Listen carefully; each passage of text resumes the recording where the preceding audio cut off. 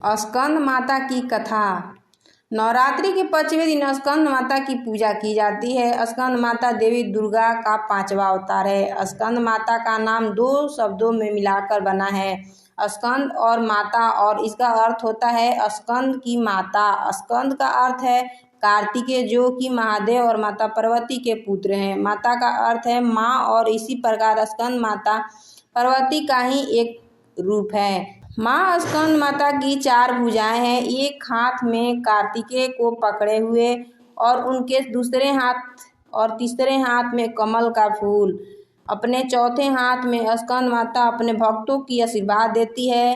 स्कंद माता की सवारी एक शेर है। स्कंद माता विशुद्धि चक्र की अधिष्ठात्री देवी है। विशुद्धि चक्र हमारे गले के उभरे हुए भाग नीचे स्थित होता है। माँ स्कंद माता की सच्चे मन से पूजा करने से विशुद्धि चक्र जागृत हो सकता है, जिससे वरी की सिद्धि प्राप्त होती है। माँ स्कंद माता का वाहन मयूर भी है, इसीलिए इन्हें मयूर वाहन के नाम से भी जाना जाता है। उनका वर्ण यानी त्वचा का रंग शुभ्र है। माता हमेशा कमल की विराजित रहती है और इसीलिए वह पद्मासन देवी के रूप में भी मानी जाती है और पूजी जाती है।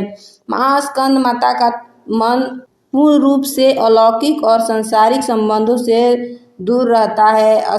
स्कंद माता का पूजन करने वाले व्यक्ति और जीव मुख्यतः सांसारिक बंधनों में रहकर भी उनसे मुक्त होते हैं। माँ दुर्गा के स्कंद माता अवतार की ऐसी मान्यता है कि माता सती द्वारा अपना देह त्यागने के बाद भगवान शिव ने खुद को सजा देने के लिए स्वयं ही सांसारिक बंधनों से दूर कर लिया था और एक तपस्वी के रूप में पहाड़ों के बीच कड़ी सर्दियों में तपस्या करने चले गए थे। इसी दौरान तारकासुर और शूरपदन नाम के 2 राक्षस ने देवताओं पर हमला कर दिया। उस वक्त देवताओं की मदद करने के लिए कोई नहीं था। तारकासुर और शूरपदन नाम के 2 राक्षसों को ब्रह्मा जी द्वारा यह वरदान प्राप्त था कि उन्हें मारने के लिए शिव जी की संतान को ही आना होगा। उन राक्षसों ने चारों ओर कलह का माहौल बनाया हुआ था और अपने आसपास हर किसी को परेशान करके रखा था।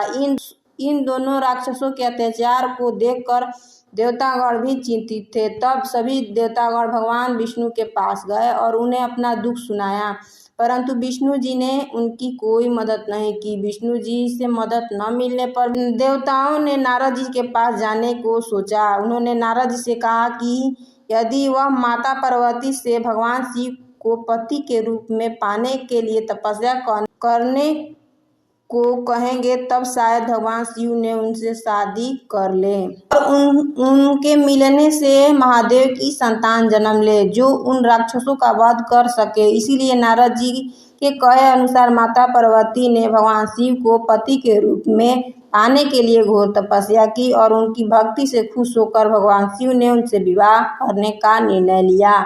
विवाह के पश्चात माता पार्वती और भगवान शिव की ऊर्जा से एक बीज का जन्म हुआ। बीज के अत्यधिक गर्म होने के कारण उसे अग्निदेव को सरवाना नदी में सुरक्षित रखने के लिए सौंप दिया गया।